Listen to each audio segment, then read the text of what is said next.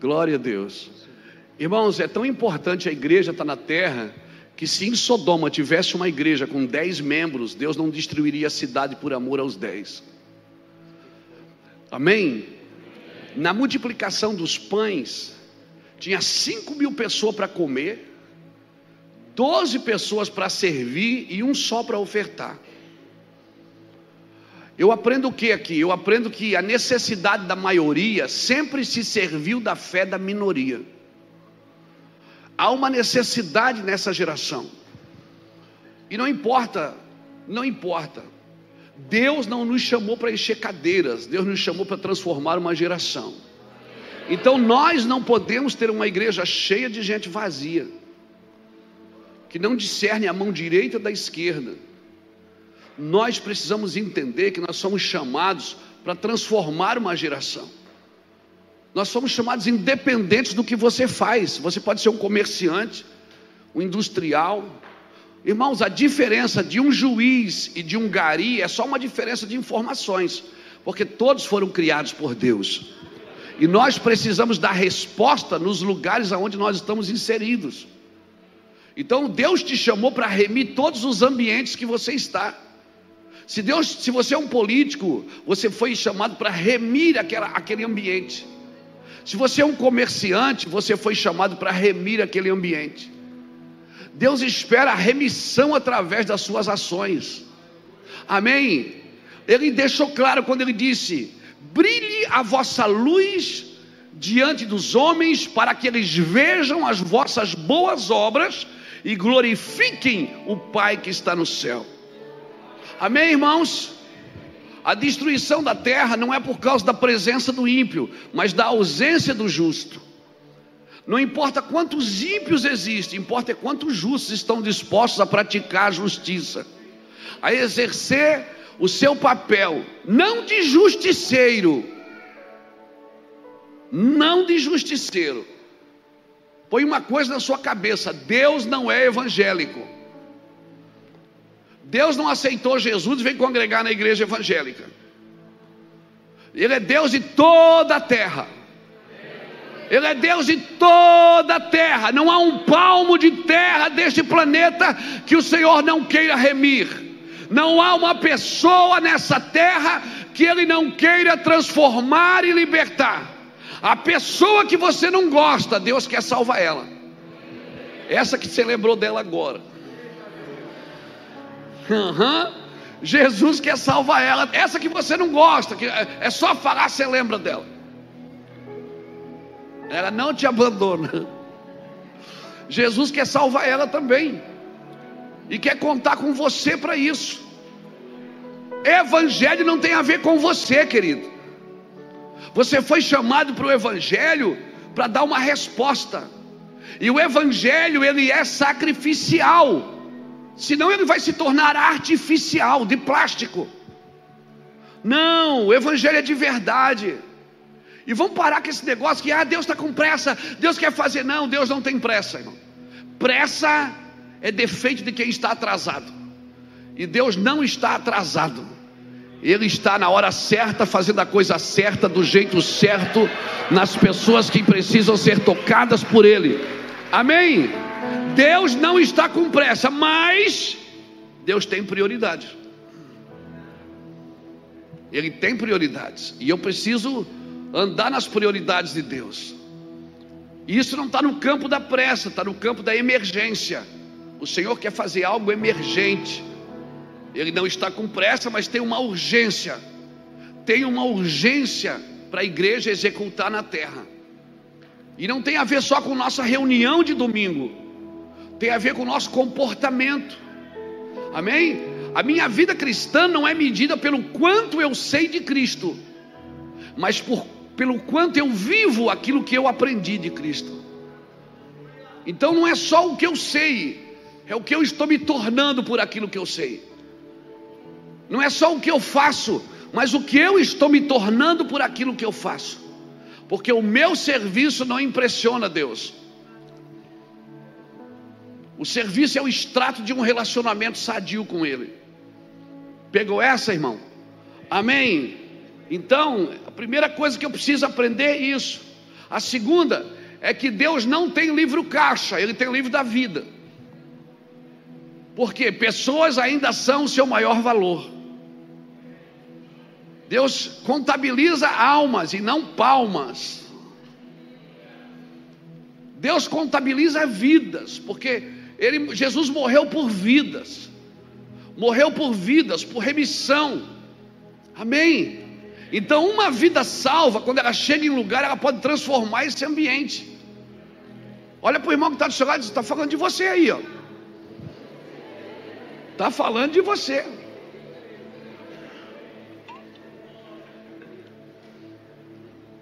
Nós como igreja precisamos nos posicionar em algumas coisas. E quando eu falo me posicionar, eu não estou falando de direita ou de esquerda, eu estou falando do alto. Amém? Nós precisamos nos posicionar pelos princípios de Deus. Quais são os princípios de Deus? São esses, esses e esses. Qual é o seu lado? O meu lado é o de cima.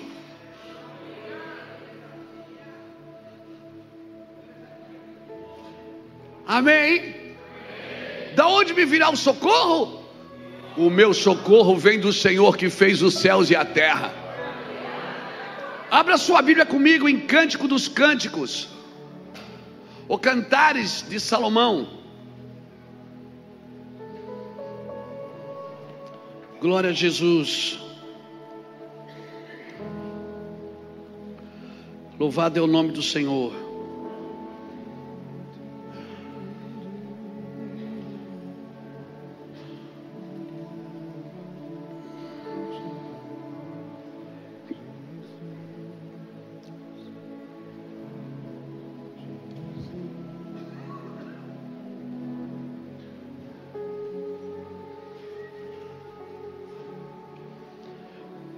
Cântico dos Cânticos, capítulo 6.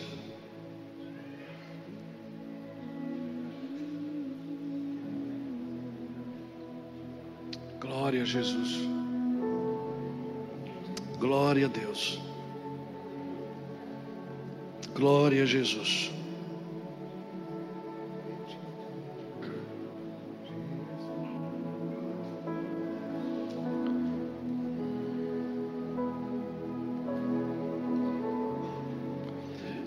E o versículo de número 10.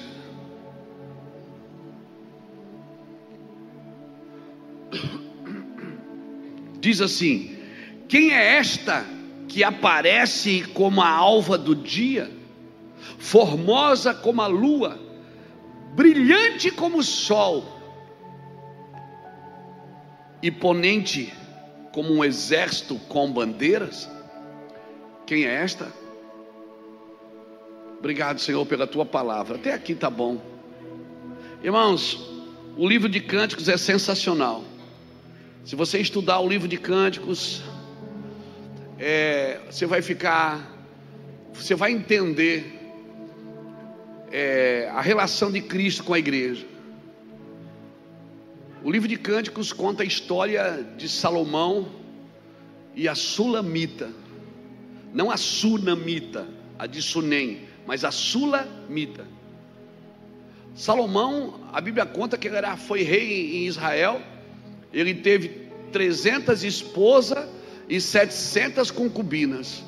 Mas a Bíblia conta, a história conta, que foi a única mulher com quem Salomão realmente amou.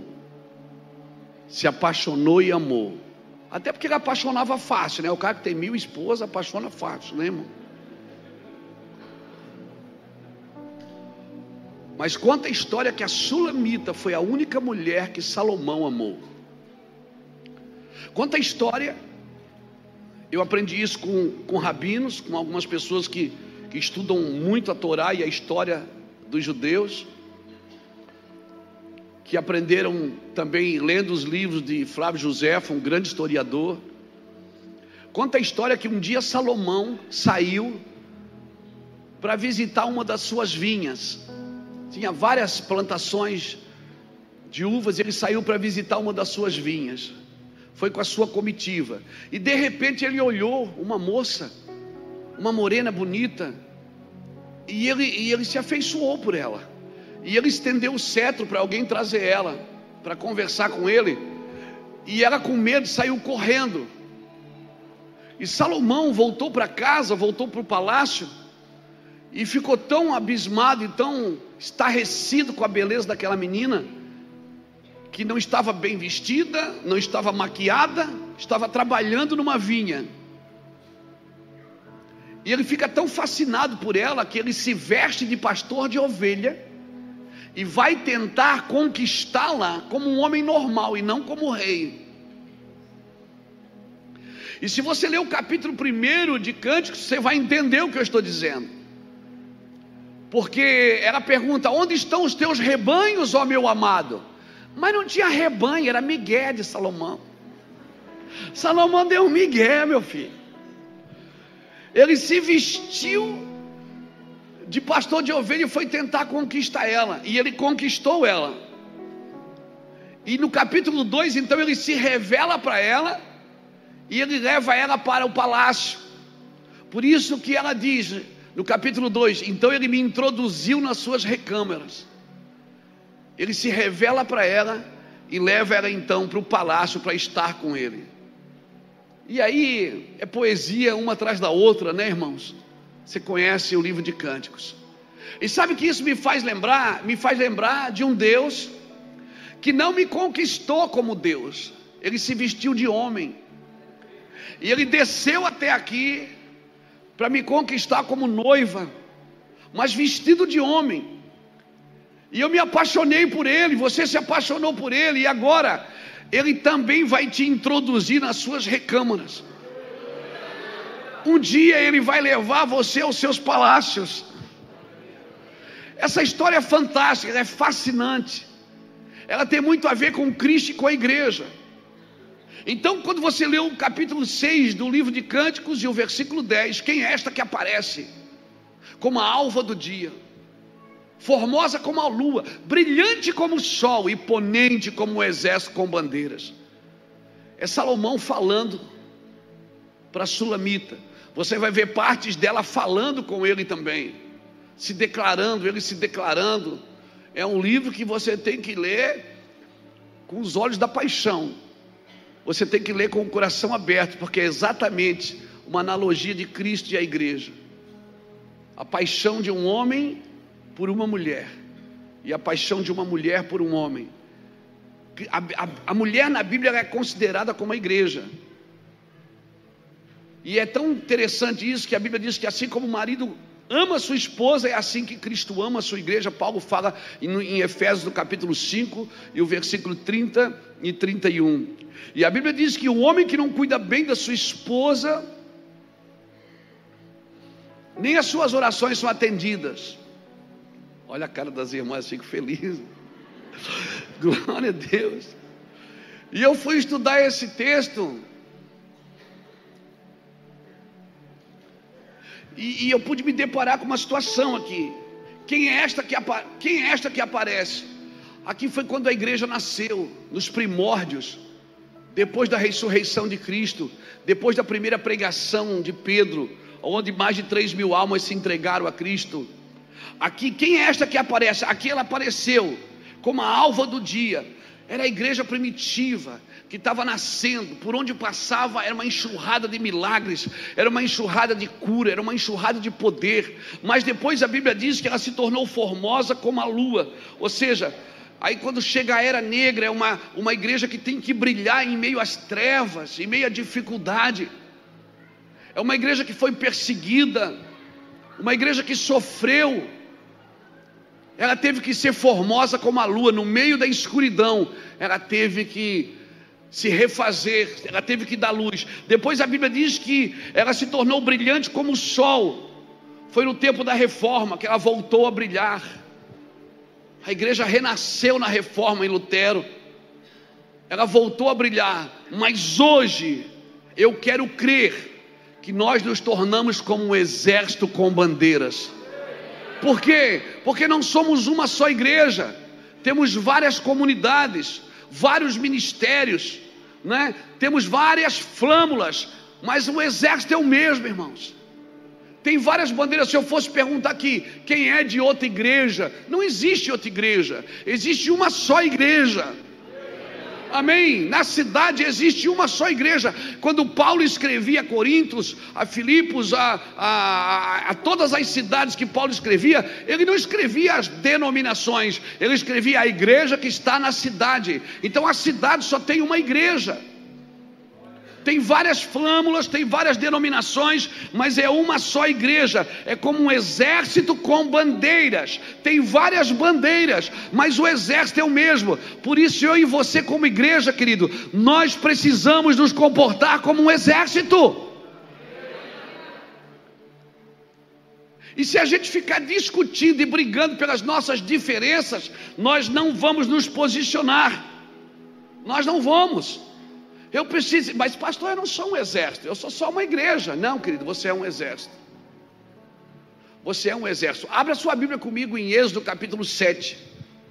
Deixa eu te mostrar uma coisa legal.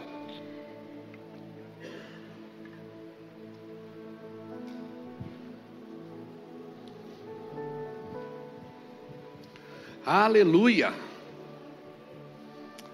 Aleluia. Eu escutei um glória a Deus ali, ó. Aleluia. Glória a Deus. Olha o que diz Êxodo capítulo 7.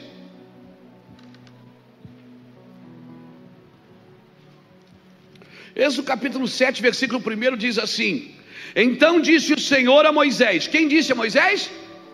O Senhor. É palavra que o Senhor disse: vê que tenho te posto como Deus sobre Faraó, e Arão teu irmão será o teu profeta.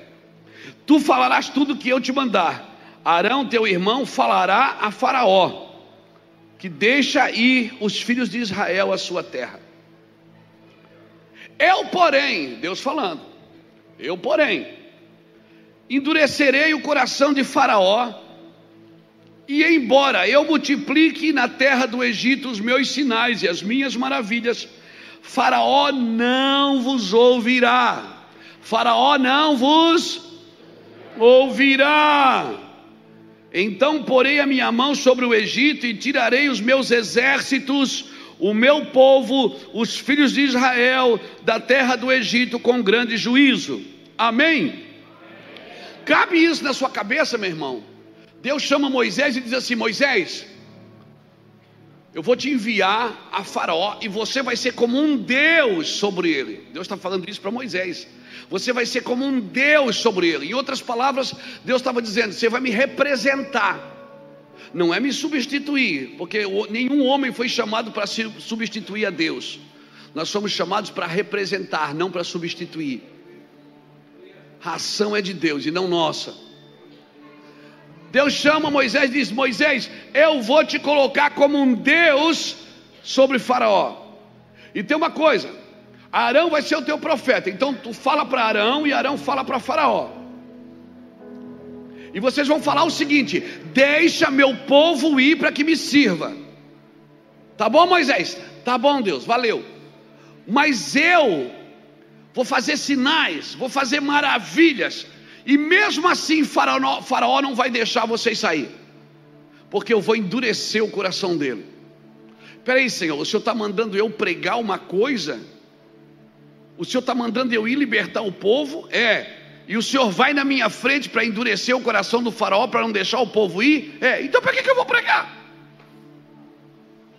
O Senhor está mandando eu fazer uma obra que o Senhor vai na frente atrapalhar? Cabe isso na sua cabeça? Deus dizendo: eu te envio a Faraó, você vai pregar, dar duro com ele, vai ser como um Deus sobre ele, mas ele não vai deixar vocês sair, porque eu vou endurecer o coração dele, ele não vai deixar. Quer dizer, o Senhor quer que eu fale para ele não me ouvir? Por quê? Porque eu quero arrancar do meio de vocês o meu exército.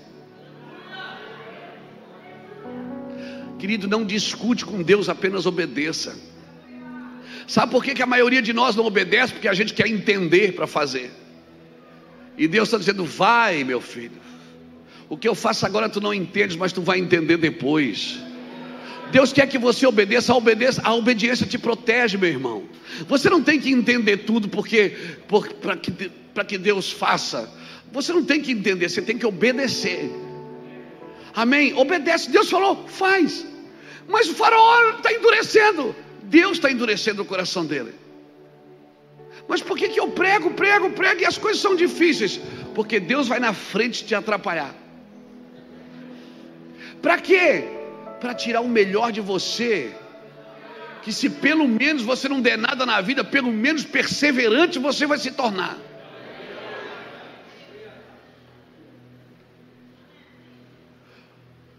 Eu vou te usar, porque sabe o que eu vou fazer? Eu vou tirar os meus exércitos lá do Egito. A minha pergunta para você é: eles eram um exército? Eles eram o quê? Eles eram o quê? Mas Deus chama de exército.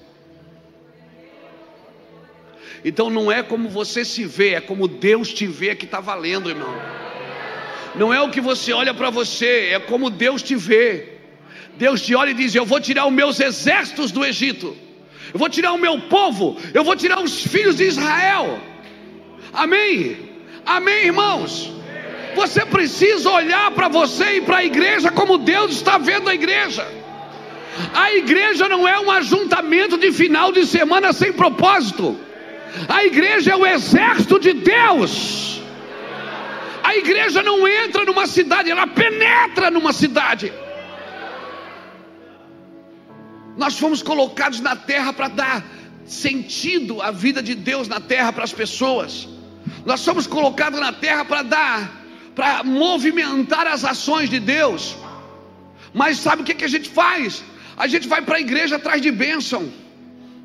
Bênção não é uma coisa que você pega, é um lugar que você entra para você viver com Deus. O problema é que nós vamos para a igreja para negociar. A nossa fé se tornou uma fé logística. Não, você precisa crer. Mesmo que você não tenha nenhuma evidência, você precisa crer no que Deus está dizendo. O que te protege é a tua obediência, não é a tua inteligência. É a tua obediência. É a tua obediência. Amém? Então tenha vontade de servir a Deus, tenha vontade de obedecer a Deus. Sabe por quê? Porque o diabo não trabalha na sua inteligência, ele trabalha na sua vontade.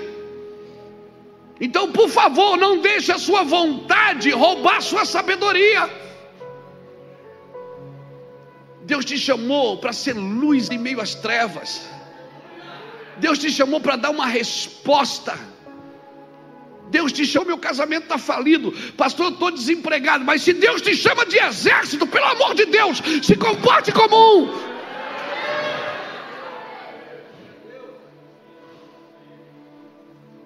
É o que Deus está vendo em você. O que vale é o que Deus está vendo em você. Deus disse: eu vou tirar os meus exércitos. E aí você vai em Êxodo capítulo 12, versículo 41. Aconteceu que no final de 430 anos, em um só dia, Deus tirou todo o seu povo do Egito. 430 anos apontavam para um dia só. Deus só precisa de um momento para mudar a chave, para virar a chave da sua vida, querido. Eu quero declarar que o Brasil se transformará no exército de Deus sobre as nações, em nome de Jesus Cristo. Eu quero declarar: nós não somos uma igreja escrava. Nós não somos uma igreja escrava. Nós somos o exército de Deus na terra. Alguém faz barulho aí, meu filho? Glória a Deus! Glória a Deus! Pode nascer uma nação em um só dia? Pode escravos virarem profetas?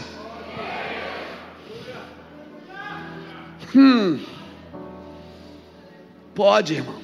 Isaías 66, versículo 8 e 9 diz que pode uma nação, ele pergunta, pode uma nação nascer em um só dia? Pode. Pode.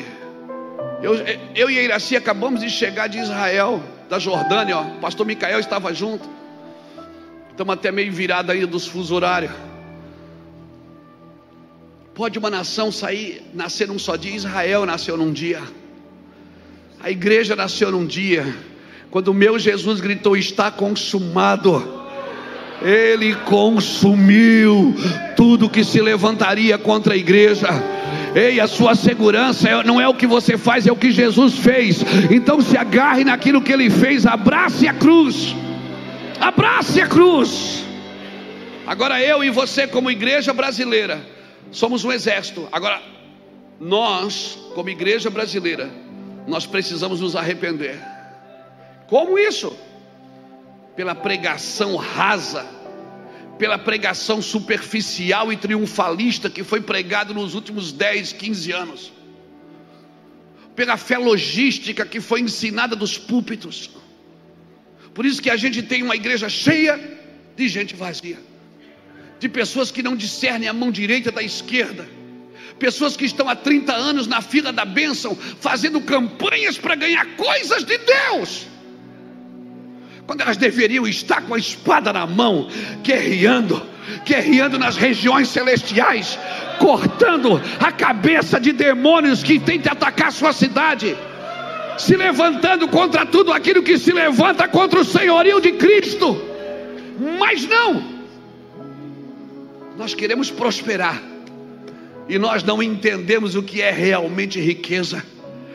Paulo me falou o que é realmente riqueza em 2 Coríntios capítulo 4 versículo 7, quando ele disse: nós temos um tesouro no vaso de barro, para que a excelência do poder seja de Deus e não nossa. Em tudo nós somos atribulados, mas não somos angustiados, somos perseguidos, mas não somos abatidos, somos perplexos, mas não somos desanimados, levando no meu corpo o morrer de Cristo, para que a vida de Cristo também se manifeste na minha carne mortal, e ainda que o meu homem exterior se desgaste, o meu homem interior se renova a cada dia. Há 2 anos Deus tem dito uma coisa para mim: ouça a voz do meu espírito no seu espírito.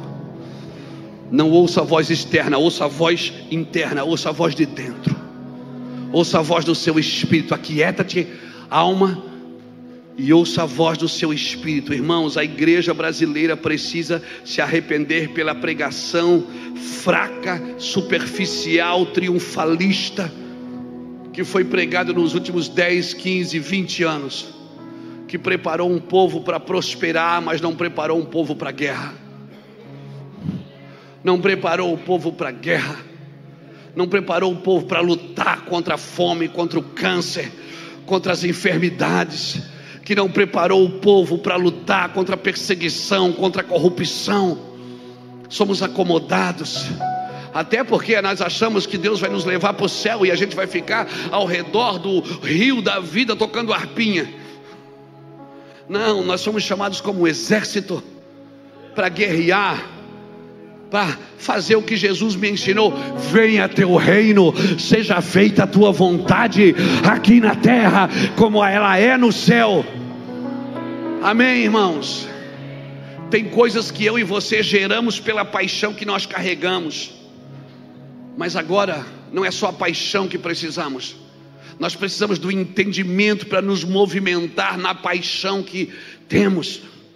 Eu preciso do entendimento, eu preciso compreender a altura, a profundidade, o comprimento e a largura desse poder de Deus. Sabe o que eu penso?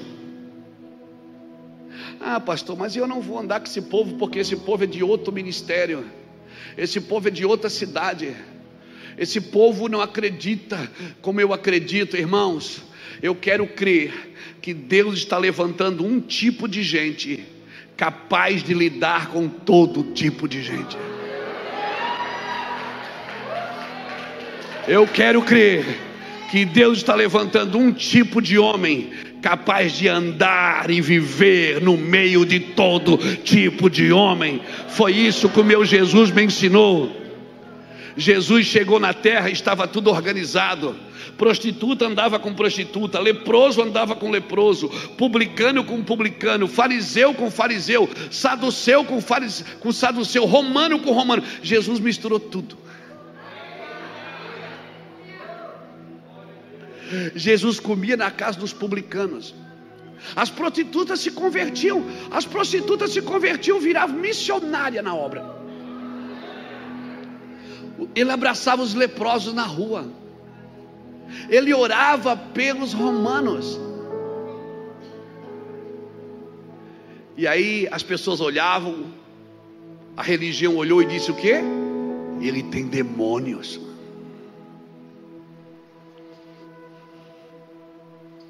Você quer ficar no seu cantinho, na sua religiosidade extremamente comportada e extremamente acomodada? Ou você quer também carregar a estigma que Jesus carregava? Sabe qual era a fama de Jesus? Ele é amigo dos pecadores. Quem aqui quer carregar a fama de Jesus? Quem aqui quer que as pessoas falem, o João, sabe o João? Ele é amigo dos pecadores. Eu quero a fama que Jesus tinha. Eu quero a fama que Jesus tinha de comer com os pecadores, de andar com os pecadores. Aleluia. Deus nunca teve problema com os pecadores. O problema de Jesus não foi com os pecadores, foi com os religiosos. Os pecadores ele salvava. Por isso que quando ele chegou em Jerusalém, ele não foi no prostíbulo libertar, ele foi no templo expulsar.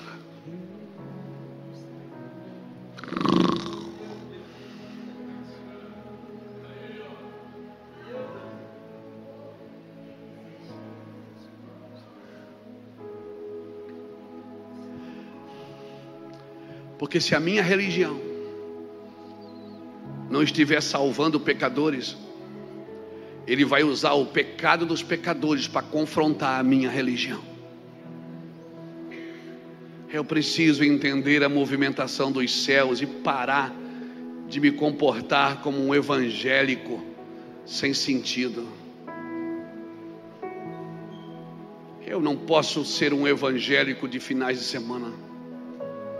Eu fui chamado por Deus para fazer algo diferente, para ser uma ameaça para a minha geração.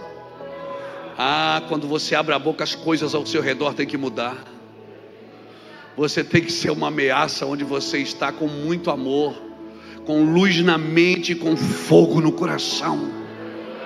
Eu quero declarar que Deus vai levantar um tipo de gente capaz de lidar com todo tipo de gente.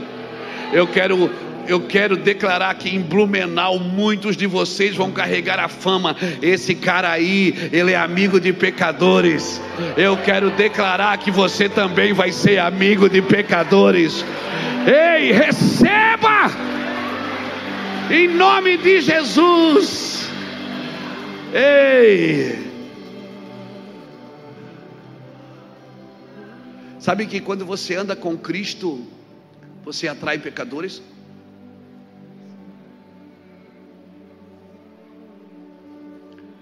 A gente acha que andando com Cristo vai atrair fama, vai atrair sucesso. Não, você vai atrair pecadores.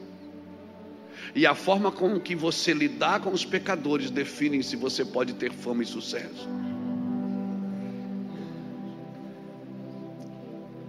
Deus não tem problema de te dar fama, de te dar dinheiro, de te dar sucesso, desde que você tenha uma causa para isso. Se você não tem uma causa para isso, como Deus vai dar para você uma coisa? Porque evangelho não tem a ver com você. Quando Deus dá a um, é para tocar o todo. Se Deus te dá dinheiro, é para você ser provisão para quem não tem. Se Deus te dá fama, é para você ser voz para quem não tem.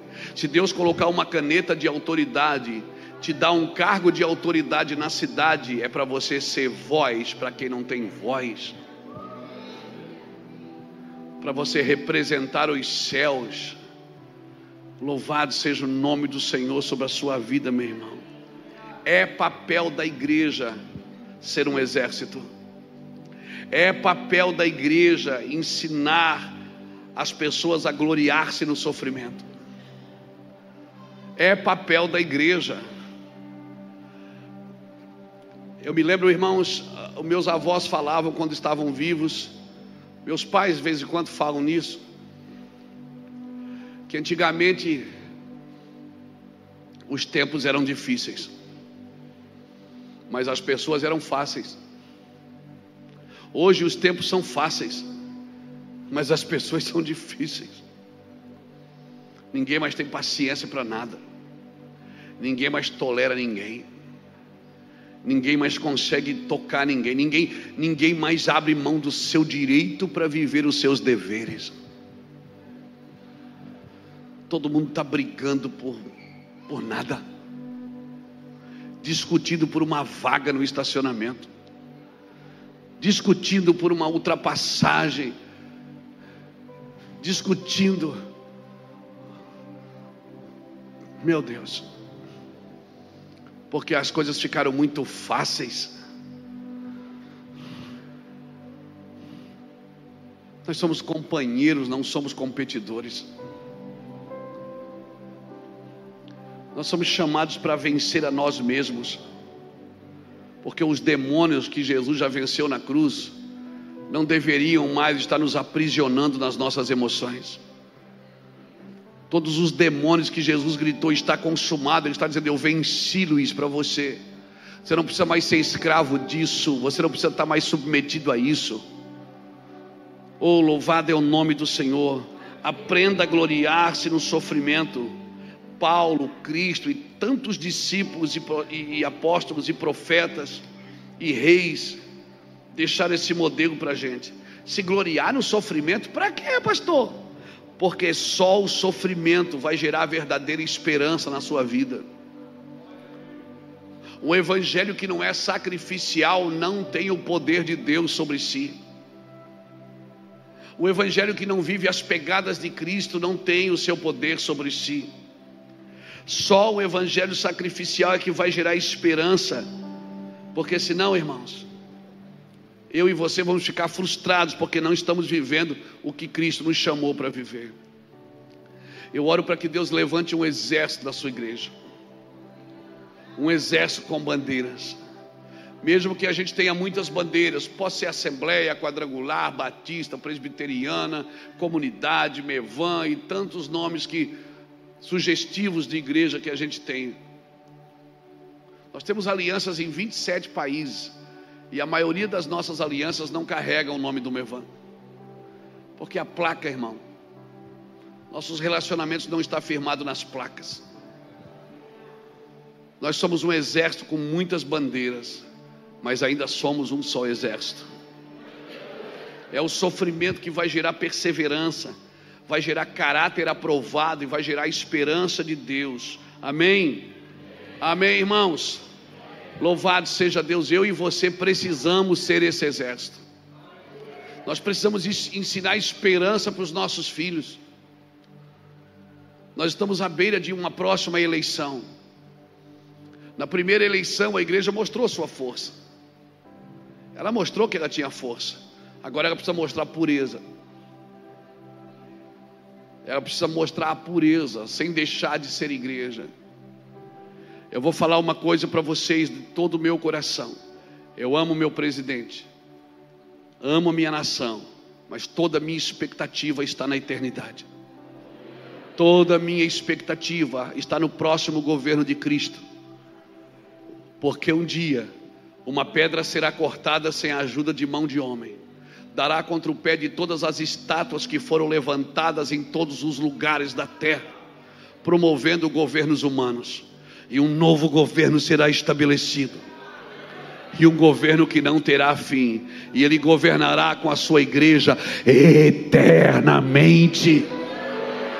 E é por esse governo que eu vivo. Acredito na família, acredito na educação, acredito nos princípios. E por isso, por causa dos princípios de Cristo, tive que escolher um lado. Mas toda a minha expectativa está no governo de Cristo sobre a igreja. Está no governo de Cristo sobre a igreja. E a igreja precisa mostrar sua pureza. A igreja está na terra para manifestar a glória de Deus. Amém, irmão? Amém? Ensine. Quem aqui é pastor? Quem é pastor, pastora? Quem é líder de convívio, de célula? Quem dirige pessoas? Quem tem uma empresa? Quem tem funcionários? Você que está diante de pessoas, ensine as pessoas a lembrar do seu Criador nos dias da adversidade. Lembra do teu Criador antes que venham os dias maus. Jovens, lembrem do seu Criador. Irmão, eu me converti já com 28 anos. Eu queria ser mais novo. Eu estou com 55. Eu queria ter menos de idade e mais vigor para fazer mais coisas, com a cabeça que eu tenho hoje, com o coração que eu tenho hoje. Eu queria ter começado antes. Eu queria ter essa maturidade que eu tenho hoje com mais vigor. Não, irmão, nós não podemos ser vítimas de um evangelho raso, pregado nos últimos 20 anos, que não preparou uma geração para se alegrar na dor. Acabamos de sair de uma pandemia, perdemos parentes, perdemos amigos.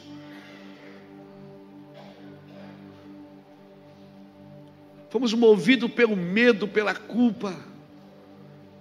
Irmãos, eu não dou crédito para o diabo nem na pandemia. O Senhor me ensinou em 2 Crônicas capítulo 7, versículo 12 em diante, quando Ele chama Salomão e diz: olha, Salomão, eu gostei do lugar que você fez e escolhi esse lugar, e todas as orações que você fizer nesse lugar eu vou atender.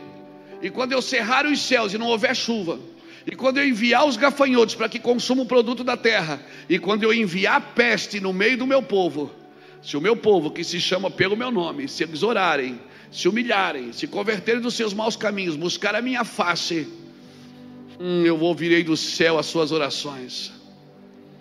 Meu irmão, vamos para cima. Nós não podemos ser fruto, nós não podemos ser extrato de uma derrota. Talvez muitas coisas que você viveu e ainda está vivendo estão te empurrando para a cruz. Será que eu ainda posso chamar de problema uma coisa que me empurra para a cruz? Se isso que está me aperfeiçoando, será que isso é mesmo um problema ou é uma bênção na minha vida? Será que essa coisa ruim que eu acho que está, meu Deus, aconteceu uma desgraça lá em casa, mas agora, depois disso a gente veio para a igreja, a gente é crente, será que isso foi tão ruim assim que agora você conhece a verdade? Será que eu ainda posso chamar de problema coisas que me empurram para Cristo?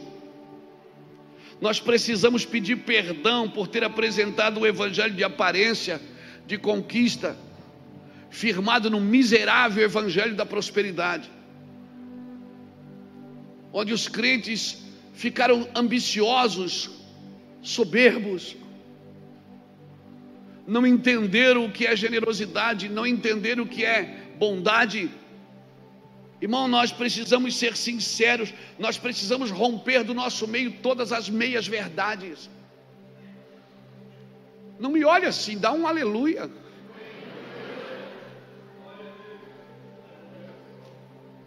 Eu estou tentando te despertar aqui. O relógio, ele tem poder de me acordar de manhã, mas ele não tem poder de me tirar da cama. Eu posso estar aqui como uma voz que clama num deserto, te despertando, mas eu não tenho poder de mover a sua vida se você não tomar atitudes.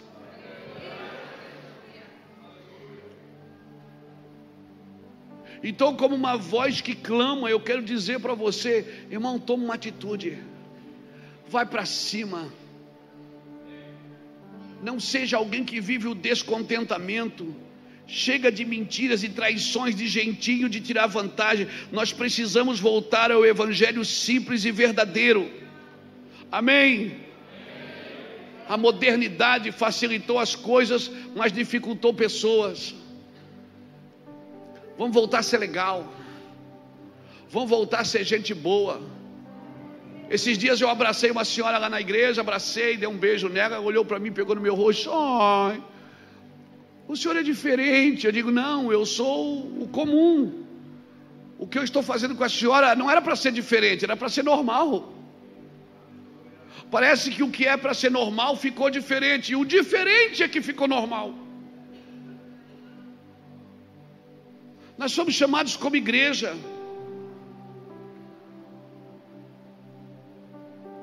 Irmão, embora a gente use a internet, o pastor Micael está transmitindo o culto ali pelo nosso canal, nós não somos virtuais, nós somos virtuosos. Eu não posso deixar que o homem virtual me roube do homem virtuoso. Não permita que a mulher moderna te roube da mulher eterna. Não permita que o homem moderno te roube do homem eterno.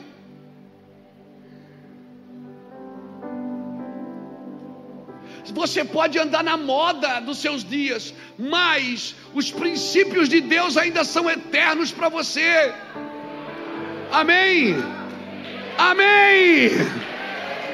Glória a Deus! Os princípios não mudam. Quem aqui estudou datilografia? Eu estudei, era uma máquina de escrever desse tamanho. E quando ela comia o papel, enrolava o papel, lembra disso? Aí daqui a pouco chegou os PC, né? Os computadores.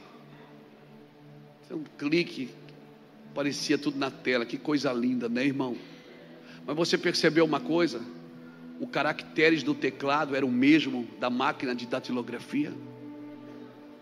Porque embora pode ter modernizado a forma, mas a posição era a mesma. Querido, o meu bisavô, ele tinha uma fazenda. O meu avô tinha uma chácara. O meu pai tinha uma horta. E eu tenho um abridor de lata.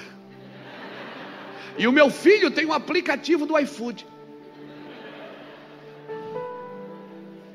As coisas ficaram modernas. Mas o que era pecado para o meu biso, ainda é pecado para o meu filho. Porque Deus não muda. Os princípios de Deus são eternos.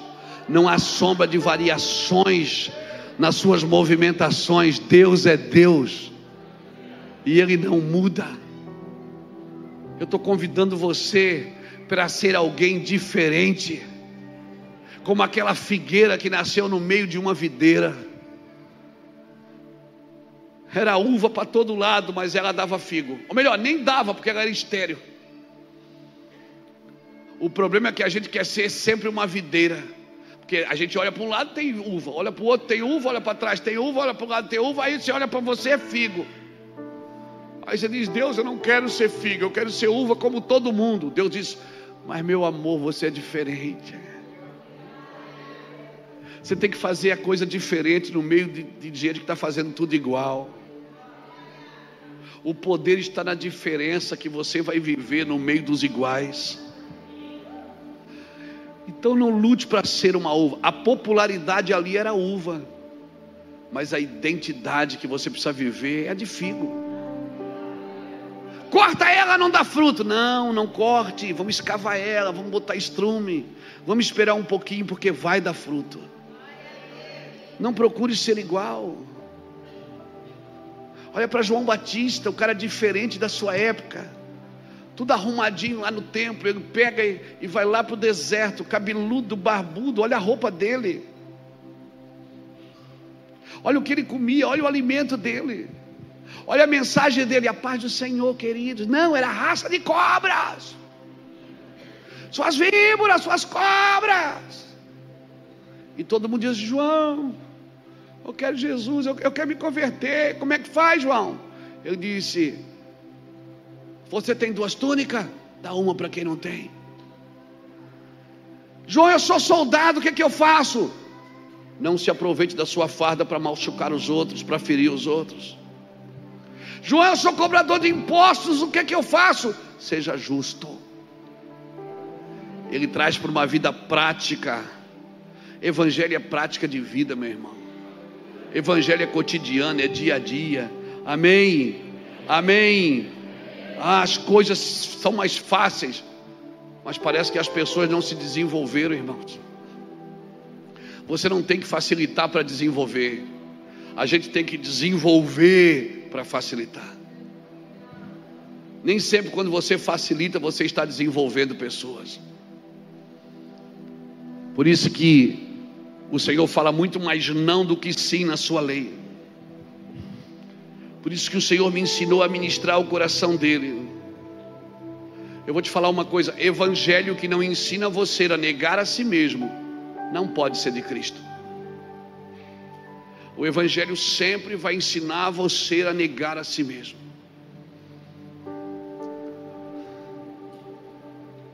Eu estou com muita esperança, irmãos, que Deus está levantando um povo na terra que não deseja outra coisa a não ser sua presença. Há um homem que não deseja mais nada na vida a não ser a presença de Deus. É um homem que não tem preço. Uma pessoa que deseja a presença de Deus mais do que qualquer coisa. Uma pessoa que deseja o fogo de Cristo na sua vida mais do que em qualquer coisa. Eu quero declarar, irmãos, o fogo de Deus sobre a sua vida, sobre a sua casa. Eu quero liberar essa sentença. O fogo que consome toda a impureza vai bater lá na sua casa, vai bater nos seus negócios, vai bater na sua empresa, vai bater nas suas motivações, vai nos refinar, vai nos aperfeiçoar para algo que está por vir. Se preparem, santificai-vos hoje, porque amanhã eu farei maravilhas no vosso meio. Santificai-vos hoje, porque amanhã eu farei maravilha no vosso meio.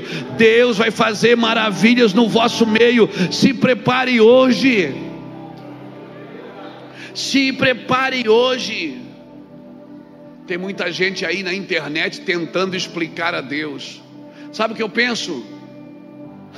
Tentar explicar a Deus é a única tarefa que sobra para quem não vive com Ele. Quem vive com Ele não está tentando explicá-lo, está só manifestando quem Ele é.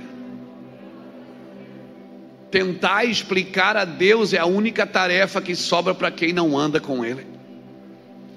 Porque quem está andando com Cristo não está tentando explicar quem Ele é, está só manifestando o seu amor, está abraçando pessoas na rua, está servindo as pessoas, está servindo a mesa, não está procurando o primeiro lugar. Quem entendeu a autoridade não corre atrás de posições, porque nem todo mundo que tem posições tem autoridade. A gente acha que se tiver uma posição vai ter autoridade. Não tem, irmão.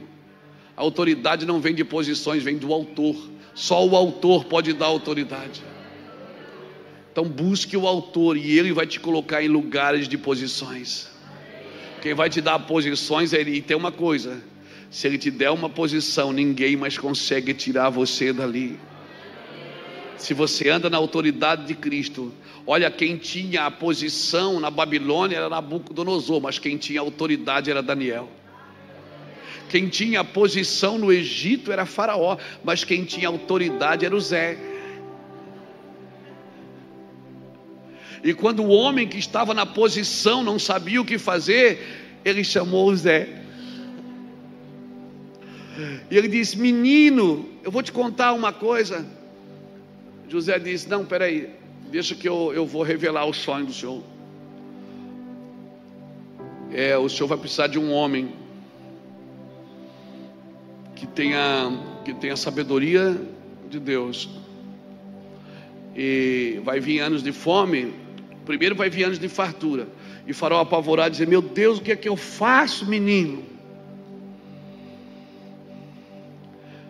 Porque Faraó sabe governar em tempo de fartura, mas em tempo de necessidade só homens de revelação podem governar, irmão. Em tempo de escassez só homem de revelação pode governar. Quando Deus escreve na parede, só homens de revelação podem decifrar o que Deus está dizendo. Nem todo mundo que tem posições tem autoridade. Deixa eu falar isso para você. Se você tem autoridade, Deus vai colocar você em lugares de posições. Se preparem, Deus tem cadeira de posições para te colocar. Deus tem lugares de posições para te dar. Amém, querido? Só o amor de Deus é imortal. Se você quer viver uma vida eterna, você precisa ser encharcado desse amor de Cristo. Quero declarar sobre a sua vida: o autor da vida vai encher você de autoridade. E a autoridade não é para ser exercida sobre pessoas, é em favor de pessoas. A autoridade, ela não é cobertura, ela é fundamento. Amém? A autoridade não é sobre, é em favor. Quando a Bíblia diz que o marido é a autoridade da esposa, não diz que ele manda nela, diz que ele exerce governo em favor dela. Tudo é em favor, toda autoridade é em favor do outro, não é sobre o outro. A autoridade sobre o outro não é autoridade, é autoritarismo. O Senhor está levantando uma igreja forte no Brasil, irmãos. E a minha oração é que ela não se perca no caminho. A minha oração é que essa igreja forte não se embriague com a vinha que ela mesma está plantando. Eu vou repetir. A minha oração é que essa igreja forte não se embriague com a vinha que ela mesma está plantando. Amém? Amém? Ah, pastor, mas como? A igreja tem muito problema, a igreja tem muita dificuldade. A igreja, irmão, a igreja é a família de Deus.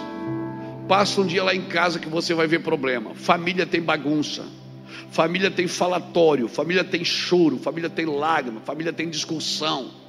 Família o pau pega, daqui a pouco está tudo de bem de novo.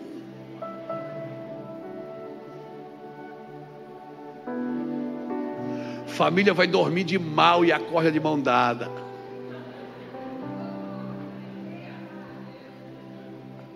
Então, se a igreja é a família de Deus, tudo isso é normal, meu filho.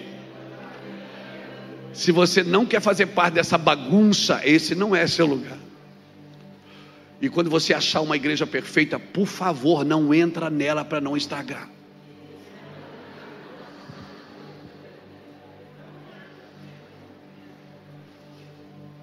Família é confusão. Família é confusão. Então, se você faz parte da família de Deus, seja bem-vindo nessa confusão eclesiástica. Amém? Deus está provocando a gente ou não está, irmão? Ele está provocando, não está? Ele está provocando a gente. Deus está chamando a gente para mais perto. Essa semana ontem, estava, sabe quando você vai acordando pela manhã, assim que vai abrindo um olho de cada vez? Eu acordei com um versículo, Mateus 7, 22. Naquele dia muitos dirão em teu nome. Eu acordei com muito temor ontem. Naquele dia muitos dirão em teu nome eu curei, em teu nome eu revelei, em teu nome eu expulsei demônios, em teu nome eu fiz maravilhas. E o Senhor vai dizer: apartai-vos de mim, porque eu não vos conheço. Deus estava dizendo o seguinte: você usou tudo que eu te dei para você e não para mim. Não foi para estabelecer o meu reino, foi para manifestar a sua ambição. Eu acordei ontem com tanto temor, irmãos, porque eu acordei com esse versículo. Eu ouvia dentro da minha cabeça Mateus 7, 22. Dizia Mateus 7, 22. Como eu já conhecia as escrituras, eu sabia o que estava escrito. Luís, Mateus 7, 22. Luís, Mateus 7, 22. Luís, Mateus 7, 22. Mateus 7, 22. E Deus começou a falar coisas. E eu me lembrei que um dia Martin Luther King falou isso também, quando ele disse que nós temos o dever moral de desobedecer leis injustas. Leis injustas você não obedece. E eu quero ver quando as leis injustas baterem na porta da igreja, como nós vamos fazer? Você vai obedecer? Nós temos o dever moral de desobedecer leis injustas. A lei de Deus é moral, não é legal. Por isso que Jesus era chamado de endemoniado, porque a lei dizia que o leproso não podia ser tocado, e ele tocava, abraçava, curava e comia junto.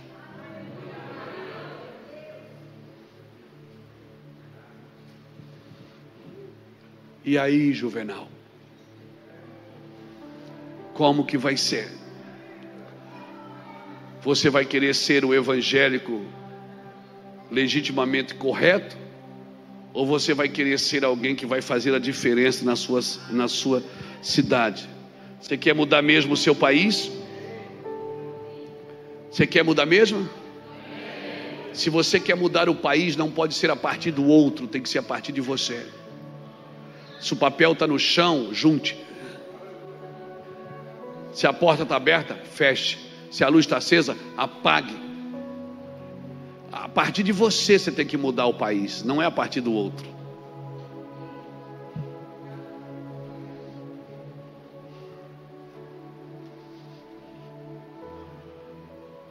Se Deus vai começar algo, Ele vai começar pela igreja.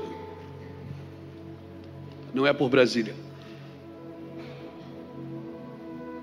Se Deus vai começar algo, tem que ser pela sua noiva.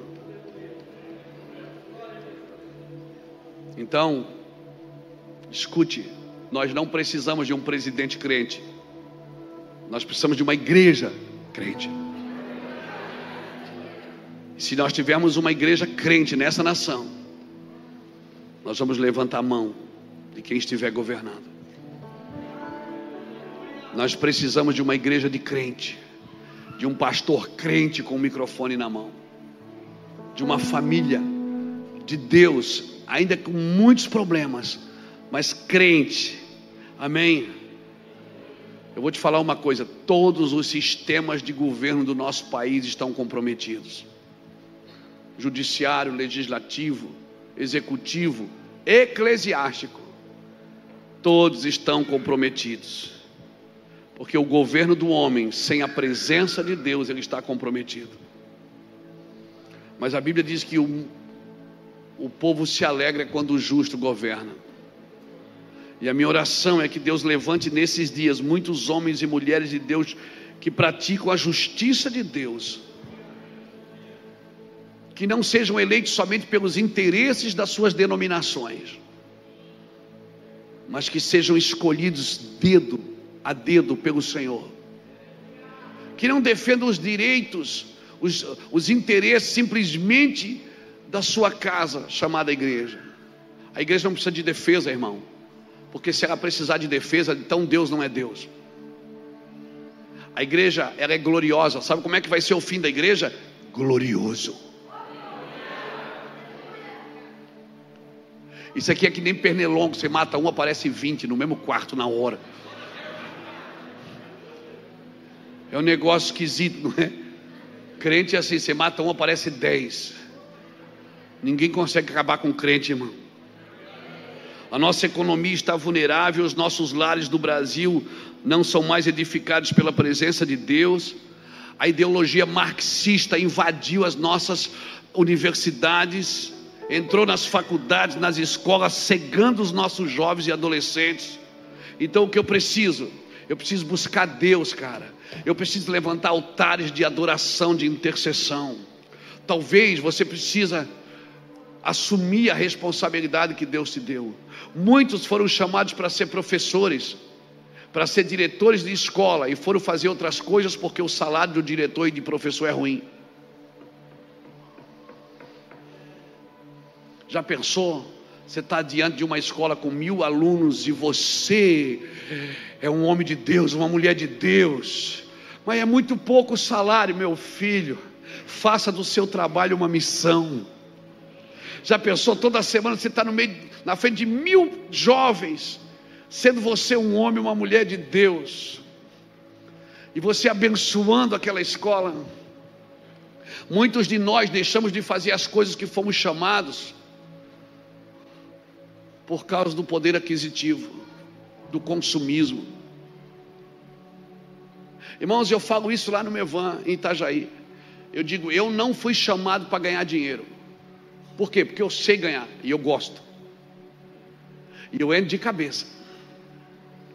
Eu fui chamado para ganhar vidas. Eu digo para os empresários lá do Mevan de Itajaí, eu digo, eu fui chamado para ganhar vidas, vocês foram chamados para ganhar dinheiro, e eu fui chamado para ganhar vidas com o dinheiro de vocês. Então me dá dinheiro, porque eu vou trazer vidas para cá.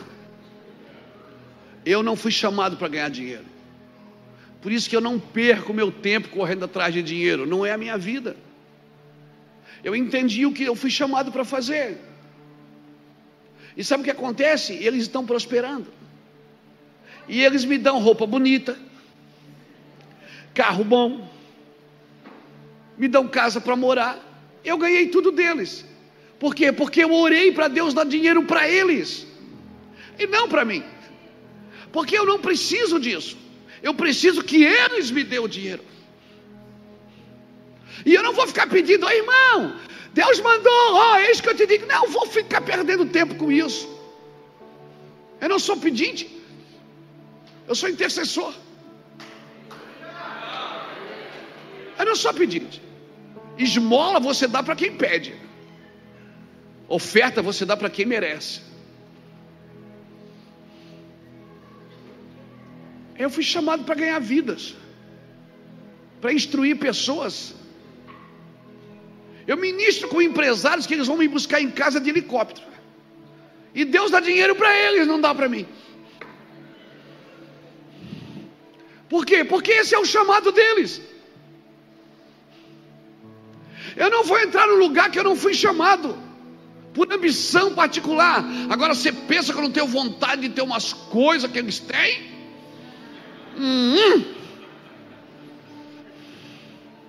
Eu tenho. Mas eu não sou movido pela minha vontade. Quem sabe você foi chamado para fazer algo na terra e você só não está fazendo porque ganha menos.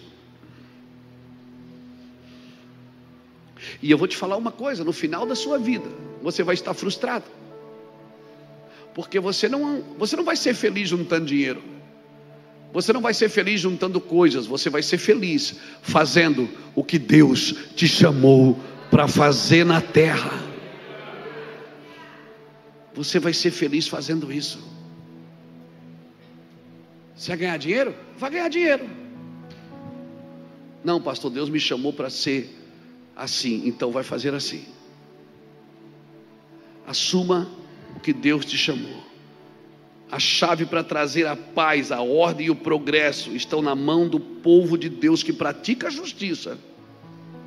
Não, está na mão da igreja. Não está na mão da igreja, está na mão do povo que pratica a justiça.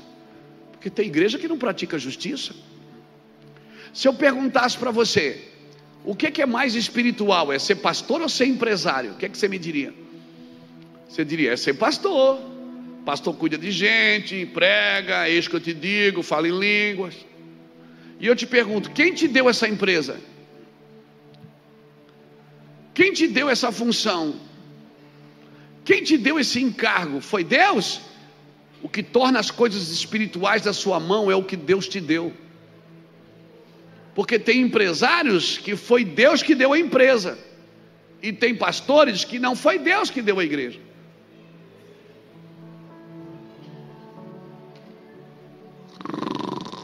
Não me olhe assim. Você está me entendendo? Então a sua oração qual é? Senhor, eu quero fazer a tua vontade, o que o Senhor me chamou para fazer. E vamos parar com essa oração, Deus toma o controle. Não precisa, porque Ele nunca perdeu o controle. É eu que perco o controle. Deus não perde. Deus está onde precisa estar, onde sempre esteve. Amém, irmãos? Eu e você precisamos desse entendimento. Jesus nunca transgrediu a justiça, mas Ele transgrediu a legislação quando ela era injusta, perversa e hipócrita. Jesus, Ele nunca transgrediu a justiça, mas Ele transgredia a legislação quando ela era injusta, hipócrita e perversa. Jesus agia distribuindo graça e injustiça divina, sem acepção de pessoa, tocando o leproso, curando o servo de centurião romano, sentando com a samaritana quando os judeus não se davam com os samaritanos. Quando isso era contra a lei, aprenda, nem sempre a legislação é justa. Então pratique a justiça, ame a misericórdia e ande humildemente com o teu Deus. Você recebe essa palavra, meu irmão? Você recebe? Você recebe essa palavra? Uma vez, Napoleão Bonaparte, nos seus últimos dias de vida, a sua biografia conta isso. Ele morrendo, ele disse assim: eu, Carlos Magno, Alexandre o Grande, construímos impérios usando a força que foram se perdendo no caminho. Mas teve um que construiu um reino firmado em amor, que até hoje os seus súditos ainda desejam morrer.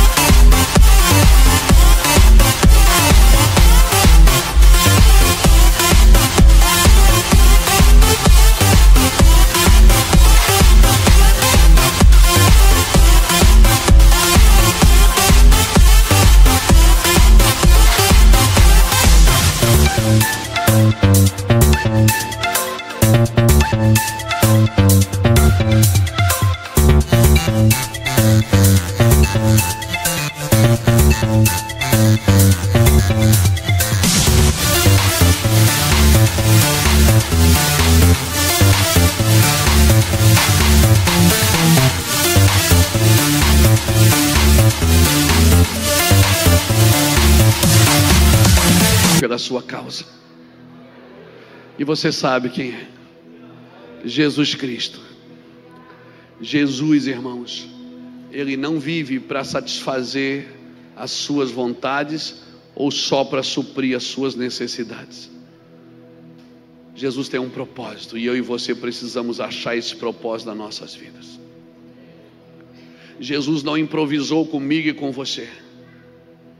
Ele me elegeu nele. Efésios 1:4 diz que Ele me elegeu nele antes da fundação do mundo. Eu não fui colocado aqui por um acidente de percurso. Eu não sou obra do acaso. Eu fui eleito em Cristo. Você foi eleito em Cristo. Por favor, valorize esse legado na sua vida. Eu quero deixar essa palavra desafiadora para você. Aí, irmão, essa palavra eu prego para pastor. Mas essa igreja, essa cidade, foi aonde tudo que eu me tornei começou. Aqui começou as minhas fontes. Foi de Blumenau que eu saí para o mundo. Foi daqui a primeira congregação, que hoje já são mais de 1000 em 27 países. Foi daqui, debaixo de uma mesa de passar roupa, com vasinho de R$1,99. No dia 18 de outubro de 2000, que eu fiz a primeira reunião. Eu estou na fonte. Sabe o que eu vim fazer aqui hoje? Jogar sal na fonte. Sabe o que Eliseu fez quando as águas estavam amargas? Ele foi na fonte e jogou sal. Não adianta jogar sal na correnteza, tem que jogar na fonte. Eu vim aqui dizer para você, Blumenau, acredite naquilo que Deus está fazendo nas vossas vidas. Acreditem. Temos pregado o Evangelho todos os dias, com a mesma convicção de sempre, trazendo esperança, fortalecendo o cansado, ajudando o atribulado, erguendo os braços de quem precisa.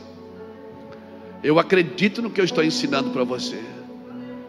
Minha vida é de constantes renúncias na presença de Deus, mergulhado no Espírito.